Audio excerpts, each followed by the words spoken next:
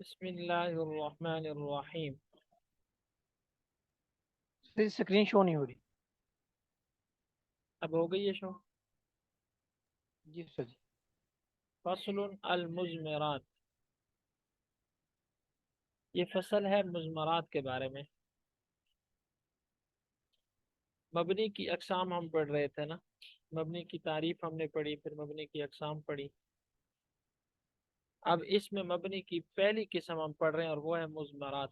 المزمر اسم وضع لیدل علی متکلم او مخاطب او غائب تقدم ذکرہ لفظا او معنی۔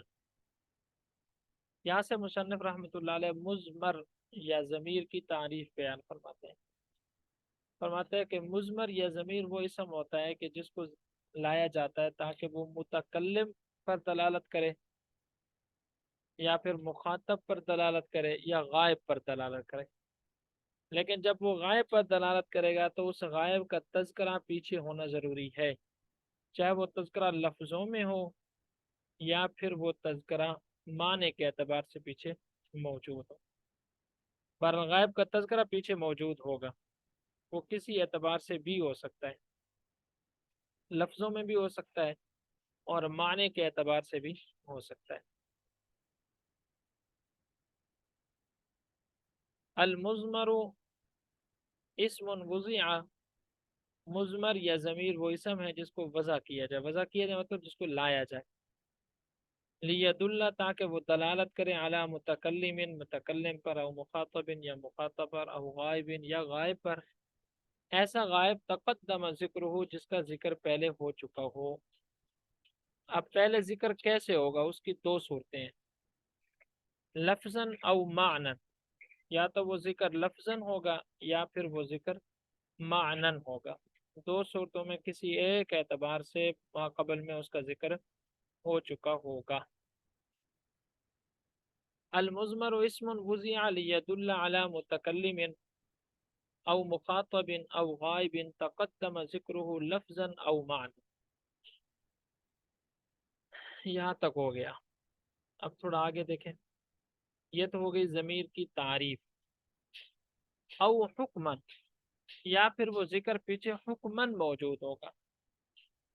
اب یہاں پر آپ نے سب سے پہلے تو اس بات کو ذہن میں رکھنا ہے کہ ضمیر جس چیز پر دلالت کرتی ہے وہ جب غائب ہوگی تو اس غائب چیز کا تذکرہ پہلے ہونا ضروری ہے، اس غائب چیز کا تذکرہ پہلے ہونا کیا ہے؟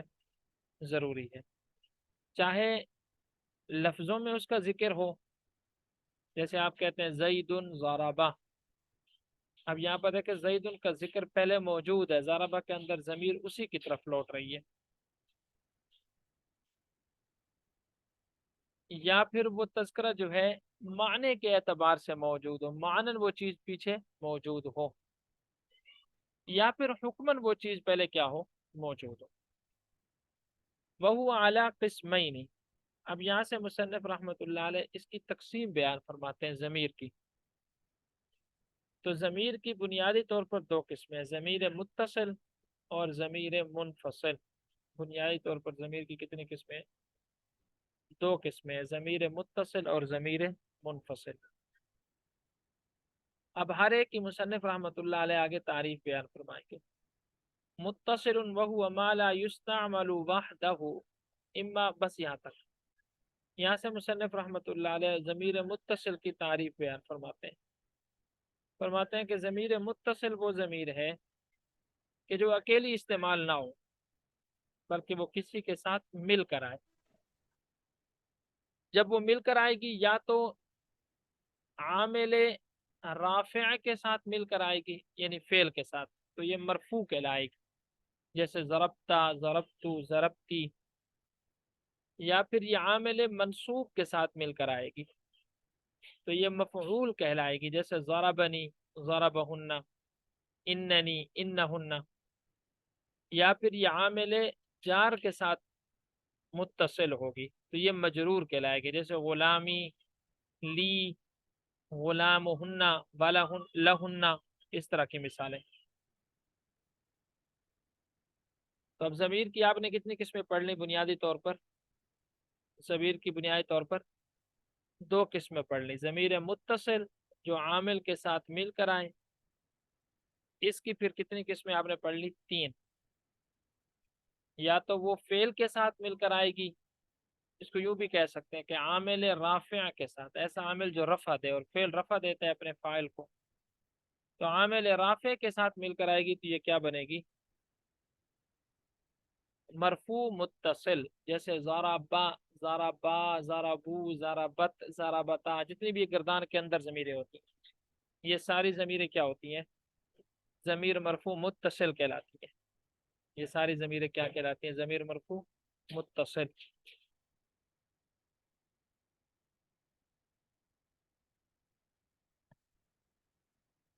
वहुवा मा ला युस्तअमलु वहदा, वो ज़मीर के जो अकेली इस्तेमाल ना हो,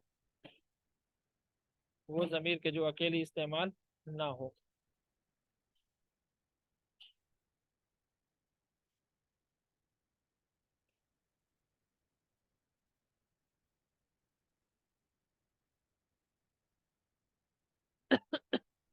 इम्मा मरफू, या तो वो ज़मीर ज़मीर मरफू होगी, नहवु जैसे ज़रबत, ज़रबता, ज़रबतु, ज़रबती। अब ये ज़रबता, ज़रबतु, ज़रबतुमा, ज़रबतुम से लेकर ज़रबना तक, ये सारी ज़मीरें कौन सी हैं? ज़मीर मरफू मुत्तसिल। वैसे तो ज़रबा पहले सिगे के अंदर भी ज़मीर मरफू मुत्तसिल होती है, लेकिन पहले सिगे के अंदर हमेशा ज़मीर मरफू मुत्तसिल नहीं होती, कभी उसके बाद इसमें ज़ाहिर भी आ जाता है। ज़रबा, ज़रबा, ज़रबू, ज़रबत, ज़रबता, ज़रबना, ज़रबता, ज़रबतुमा, ज़रबतुम, आगे जितनी भी हम पढ़ रहे हैं ये सारी ज़मीर मरफू मुत्तसिल है। औ मंसूबुन, या फिर ज़मीर मुत्तसिल क्या होगी? मंसूब होगी। और ये कब होगी? जब ये आमिल नासिब के साथ मिलकर आएगी। जैसे ज़रबनी में नून याज़िर नी, ज़रबहुन्ना में हा नून पेश हुन, नून ज़बरना हुन्ना, ये ज़मीर मंसूब मुत्तसिल है। और ज़मीर मंसूब मुत्तसिल तरकीब में हमेशा क्या बनती है? मफ़ऊल बिही। और इसी तरह हरूफ मुशब्बह बिल फ़िअल के साथ जो ज़मीर मिलकर आती है, हरूफ मुशब्बह बिल फ़िअल के साथ जो ज़मीर मिलकर आती है, वो भी ज़मीर क्या कहलाती है? ज़मीर मंसूब मुत्तसिल। हरूफ मुशब्बह बिल फ़िअल आप जानते हैं वो 6 हैं। हरूफ मुशब्बह बिल फ़िअल कितने हैं? 6। इन्ना, अन्ना, का अन्ना, लईता, लाकिन्ना और लअल्ला। या फिर वो आमिल जार के साथ मिलकर आएगी। और आमिल जार कितने हैं? दो, एक मुजाफ और एक हरफ जार। कभी मुजाफ के साथ मिलकर आएगी, जैसे गुलामी, मेरा गुलाम, गुलामू का, तेरा गुलाम, गुलाम हुमा, उन दोनों का गुलाम, गुलाम हम, उन सब का गुलाम। या फिर हरफ जार के साथ मिलकर आएगी, जैसे ली, मिसाल के तौर पर लहुन्ना, लकुम, लकी, लकुमा, लकुन्ना, ये सारी जमीरें जो है ये जमीर मजरूर मुत्तसिल कहलाती है। औ मुनफसिलुन, या फिर वो क्या होगी? दूसरी किस्म जो है जमीर मरफू मुनफसिल। जमीर मरफू मुनफसिल। जमीर मरफू मुनफसिल की मिसाल क्या है? जमीर मरफू मुनफसिल की पहले तारीफ देख लें कि जमीर मरफू मुनफसिल वो होती है जो अकेली इस्तेमाल हो जाए। इसकी दो किस्में हैं, मरफू और मनसूब। मजरूर नहीं होती। जमीर मुनफसिल जो है ये मजरूर नहीं होती, बल्कि ये क्या होगी? या तो ये मरफू होगी, जैसे हुआ, हुमा, हुम, हिया, हुमा, हुन्ना, अंता, अंतुमा, अंतुम, अंती, अंतुमा, अंतुन्ना, अना और नहनु, ये सारी जमीरें जो आप लोगों ने पढ़ी हैं। अब ये सारी जमीरें क्या हैं? जमीर मरफू मुनफसिल है, और ये तरकीब में हमेशा मुब्तदा बनती है। और जमीर मनसूब मुनफसिल, जैसे इया से लेकर इयाहुन्ना तक, इयाहु, इयाहुमा, इयाहुम, इयाका, इयाकुमा, इयाकुन्ना, ये जो सारी ज़मीरें हैं आखिर तक, ये सारी ज़मीरें क्या कहलाती हैं? ज़मीर मंसूब मुनफसिल। और ये तरकीब में हमेशा क्या बनती हैं? मफ़ऊल बिही। तो इस एतबार से ज़मीरों की जो अक़साम है ये 60 किस्में बन जाती हैं। अब आप सोच रहे होंगे कि ये 60 किस्में बनती कैसे हैं? बिल्कुल आसान है, कोई मुश्किल नहीं है। ज़मीर, सबसे पहले देखें ज़मीर की दो किस्में हमने पढ़ी हैं, ज़मीर मुत्तसिल और ज़मीर मुनफसिल। ज़मीर मुत्तसिल की आपने 3 किस्में पढ़ी हैं। मरफू मुत्तसिल, उसकी 14 सीगे हैं। फिर मंसूब मुत्तसिल, उसकी भी 14 है। 14 और 14 28। اسی طرح ضمیر مجرور متصل، اس کے بھی 14 سیغے، 28 اور 14 کتنے ہو گئے؟ 38 اور 4 42، یہ ٹوٹل 42 ہو گیا نا۔ پھر آگے ضمیر منفصل، اس کی 2 قسمیں ہیں، مرفوع اور منصوب، تو یہ 14 14 28، 28 اور 42 کتنا بنتا ہے؟ 60، تو یہ 60 اقسام بنتی ہیں ضمیروں کی۔ آپ نے اس کو پیچھے والی کتابوں میں مختصر کر کے پڑھا ہوا ہے، آپ نے کس طرح اس کو پڑھا ہوا ہے؟ آپ نے اس کس طرح پڑھا ہوا ہے کہ ضمیر کی ابتدان آپ نے 5 قسمیں اس کی پڑھی ہوئی ہے۔ آپ نے اس کی کتنی قسمیں پڑھی ہوئی ہیں؟ 5 قسموں کے اعتبار سے آپ نے اس کو پڑھا ہوا ہے، ضمیر مرفوع متصل، ضمیر مرفوع منفصل، ضمیر منصوب متصل، ضمیر مرفوع منصوب منفصل، اور ضمیر مجرور متصل۔ آپ نے اس کو اس طرح پڑھا ہے، اور یہاں انہوں نے تقسیم ذرا اس طرح کر دی ہے کہ بنیادی طور پر 2 قسمیں، متصل منفصل، پھر متصل کی 3 قسمیں اور منفصل کی 2 قسمیں۔ وَهُوَ مَا يُسْتَعْمَلُ وَحْدَهُ، یہ وہ ضمیر ہے کہ جو اکیلی استعمال ہو۔ یہ ضمیر مرفوع منصوب متصل کی تعریف کی ہے، جو کیسے استعمال ہو؟ اکیلی استعمال ہو۔ اما مرفوع، یا تو یہ مرفوع ہوگی، اما مرفوع، یا پھر یہ کیا ہوگی؟ مرفوع، اور یا پھر یہ ہوگی مرفوع کی مثال جیسے انا سے لے کر ہن تک، آپ اسی ترتیب سے اس کی گردان یاد کر لیں۔ ہوا ہما ہم، ہیا ہما ہن، انت انتما انتم، انتی انتما انتن، انا اور نحنو۔ او منصوب، یا پھر یہ ضمیر منفصل منصوب منفصل ہوگی، جیسے ایا سے لے کر ایاہن، آپ اس کو پہلے سیغے سے شروع کریں گے، غائب کے سیغے سے، ایاہو ایاہما ایاہم، ایا ہا ایاہما ایاہن، ایاکا ایاکما ایاکم، ایاکی ایاکما ایاکن، ایایا ایانا۔ فذالک 60 ضمیرا، تو یہ ٹوٹل کتنی قسمیں بن رہی ہیں آپ کی؟ 60 قسمیں بن گئی ہیں ضمیر کی۔ وَعْلَمْ أَنَّ الْمَرْفُوعَ الْمُتَّصِلَ خَاصَّةً يَكُونُ مُسْتَتِرًا فِي الْمَاضِي لِلْغَائِبِ وَالْغَائِبَةِ كَضَرَبَ أَيْ هُوَ وَضَرَبَتْ أَيْ هِيَ، وفي المضارع المتكلم مطلقا نحو اضرب اي انا ونضرب اي نحن وللمخاطب۔ اچھا دیکھیں اس کو الگ الگ سمجھ لیں۔ وعلم، یہاں سے مصنف رحمۃ اللہ علیہ ایک فائدہ بیان فرما رہے ہیں، آسان سا فائدہ ہے۔ مصنف رحمۃ اللہ علیہ فرماتے ہیں کہ ضمیر مرفوع متصل، خاص طور پہ صرف اسی کی بات وہ کہہ رہے ہیں، ہم کر رہے ہیں۔ ضمیر مرفوع متصل جو ہے یہ ماضی کے 2 صیغوں میں مستتر ہوتی ہے، یعنی چھپی ہوئی ہوتی ہے۔ ضمیر مرفوع متصل ماضی کے کتنے صیغوں کے اندر یہ مستتر ہوتی ہے، چھپی ہوئی ہوتی ہے؟ یہ ماضی کے 2 صیغوں کے اندر مستتر اور چھپی ہوئی ہوتی ہے۔ ایک واحد مذکر غائب کے اندر جیسے ضربہ، ضربہ کے اندر ہوا ضمیر چھپی ہوئی ہے، اور واحد مؤنث غائب کے اندر جیسے ضربت، ضربت کے اندر ہی ضمیر جو ہے یہ چھپی ہوئی ہے۔ اور مضارع کے 5 صیغوں کے اندر یہ ضمیر چھپی ہوئی ہوتی ہے۔ مضارع کے کتنے صیغوں کے اندر یہ ضمیر چھپی ہوتی ہے؟ 5 صیغوں کے اندر۔ وہ 5 صیغے کون سے ہیں؟ نمبر 1 واحد مذکر غائب جیسے یضربو، نمبر 2 واحد مؤنث غائب جیسے تضربو، نمبر 3 واحد مذکر مخاطب جیسے تضربو، نمبر 4 واحد متکلم جیسے اضربو، اور جمع متکلم جیسے نضربو۔ اور اسی طرح اس میں فاعل اور اس میں مفعول، یہ جو صیغہ صفت کے ہیں، اس میں فاعل اور اس میں مفعول، ان کے اندر بھی یہ ضمیر کیا ہوتی ہے؟ پوشیدہ ہوتی ہے، ضمیر مرفوع متصل۔ وعلم، اور آپ جان لیں، ان المرفوع المتصل، بے شک ضمیر مرفوع متصل خاص طور پہ یکون مستترا، یہ چھپی ہوئی ہوتی ہے، فی الماضی، ماضی کے اندر، للغائب والغائبہ، واحد مذکر غائب کے صیغے میں اور واحد مؤنث غائبہ کے صیغے میں۔ کا ضربہ، جیسے کہ ضربہ، ای ہوا، یعنی اس کے اندر ہوا ضمیر پوشیدہ ہے۔ وضربت، اور نمبر 2 ضربت، ای ہی، اس کے اندر ہی ضمیر پوشیدہ ہے۔ وفی المضارعی، اور مضارع متکلم میں مطلقاً نحو جیسے اضرب، مطلقاً کا مطلب یہ کہ ہمیشہ اس میں یہ چھپی ہوئی ہوگی، کبھی بھی نظر نہیں آئے گی. جیسے اضرب اس میں ای انا اس میں. اب یہ مطلقاً کا مطلب آپ کو سمجھ میں آ گیا ہوگا کہ مطلقاً کا کیا مطلب ہے. یہ جو کہا ہے مضارع کے اندر مطلق مضارع متکلم میں مطلقاً چھپی ہوئی ہوگی. کیا مطلب کہ ہمیشہ چھپی ہوئی ہوگی بغیر کسی قید کے, کوئی قید نہیں ہے. ماضی کے دو صیغوں کے اندر بھی یہ پوشیدہ ہوتی ہے لیکن وہاں کبھی ظاہر بھی ہو جاتی ہے. لیکن متکلم کا جو صیغہ ہے مضارع کا اس میں یہ ہمیشہ چھپی ہوئی ہوگی. اضربو ای انا اس کے اندر انا ہے, اور نضربو ای نحن اس کے اندر نحن ضمیر پوشیدہ ہے.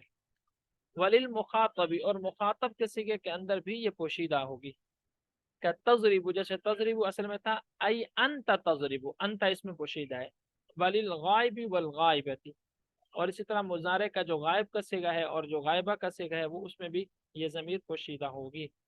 کہ یضرب ای ہوا و تضرب ای ہیا, یعنی یضرب کے اندر ہوا ضمیر ہے اور تضرب کے اندر ہیا ضمیر ہے.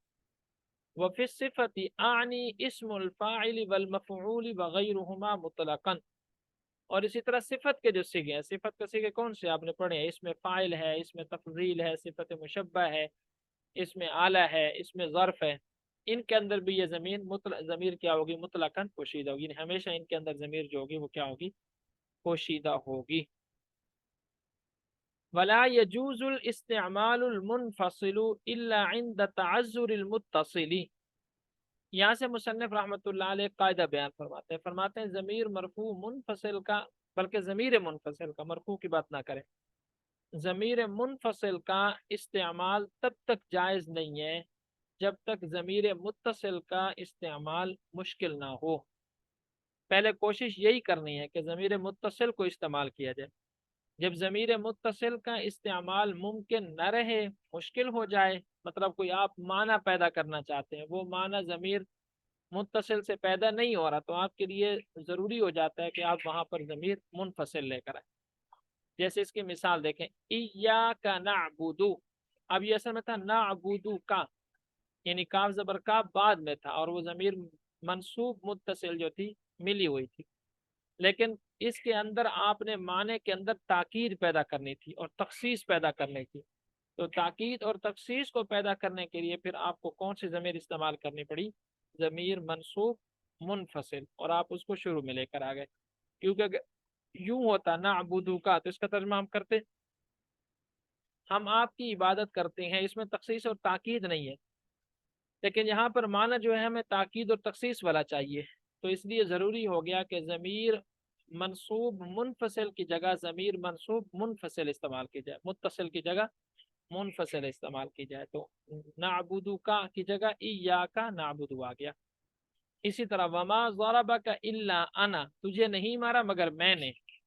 اب اس کا مطلب کیا ہے کہ آپ اس میں معنی کے اندر حصر پیدا کرنا چاہ رہے ہیں اور تاکید پیدا کرنا چاہ رہے ہیں, اور وہ تاکید جو ہے بغیر ضمیر منفصل کے آ نہیں سکتی. تو ضمیر مرفوع منفصل آپ لے کر آ گئے یہاں پر. اور اسی طرح انا زید, میں زید ہوں. اب یہاں پر بھی آپ ضمیر مرفوع منفصل منصوب مرفوع منفصل لے کر آئے. کیوں لے کر آئے؟ اس لیے کہ مرفوع متصل لے کر آتے تو پھر مبتدا خبر والا معنی اس میں پیدا نہ ہوتا, جبکہ آپ چاہتے ہیں کہ آپ مبتدا خبر والا معنی پیدا کریں. اسی طرح ما انت الا قائما, آپ نہیں ہیں مگر کھڑے ہوئے. اب یہاں پر بھی وہ تاکید اور تخصیص والا معنی ہے. الا عند تعذر المتصل, مگر اس وقت ضمیر منفصل کو استعمال کیا جاتا ہے جب متصل کا استعمال متعذر ہو جائے, مشکل ہو جائے.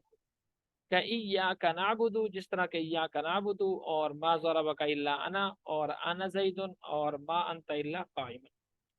وعلم ان لهم ضميرا غائبا يقع قبل جملة تفسره ويسمى ضمير الشأن في المذكر وضمير القصة في المؤنث نحو قل هو الله احد وانها زینب قائمة.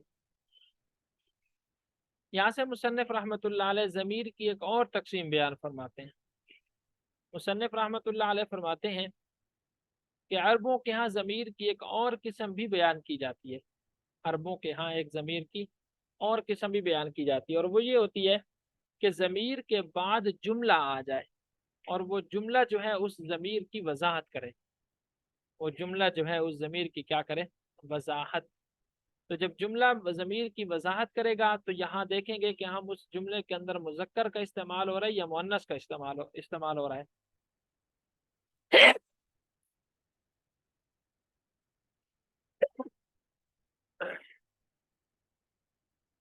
اگر اس جملے کے اندر مذکر کا استعمال ہو تو اس کو بولتے ہیں ضمیر شان.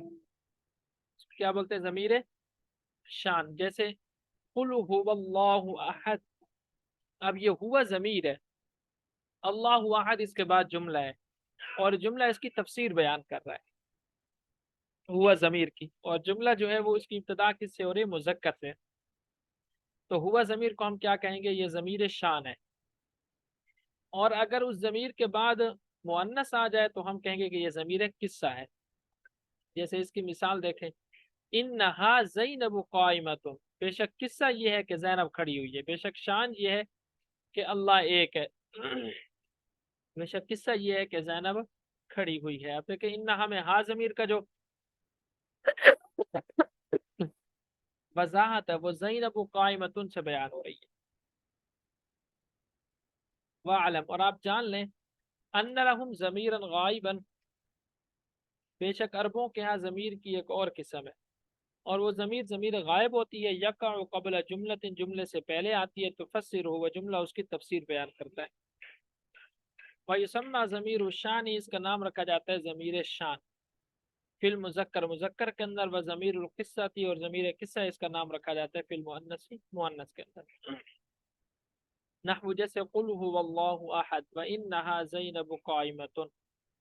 ويدخل بين المبتدا والخبر صيغة مرفوع منفصل مطابق للمبتدا إذا كان الخبر معرفة أو أفعل من كذا، ويسمى فصلا لأنه يفصل بين الخبر والصفة. نحو زيد هو القائم، وكان زيد هو أفضل من عمرو، وقال الله تعالى كنت أنت الرقيب عليهم. بس یہاں تک دیکھیں. اب یہاں سے مصنف رحمۃ اللہ علیہ ایک اور فائدہ بیان فرماتے ہیں کہ کبھی کبھی ضمیر مرفوع منفصل کو مبتدا اور خبر کے درمیان بھی لایا جاتا ہے. ضمیر مرفوع منفصل کو کبھی کبھی مبتدا اور خبر کے درمیان بھی لایا جاتا ہے. اور جب ضمیر منفصل کو آپ مبتدا اور خبر کے درمیان لائیں گے تو وہ مبتدا کے مطابق ہوگی.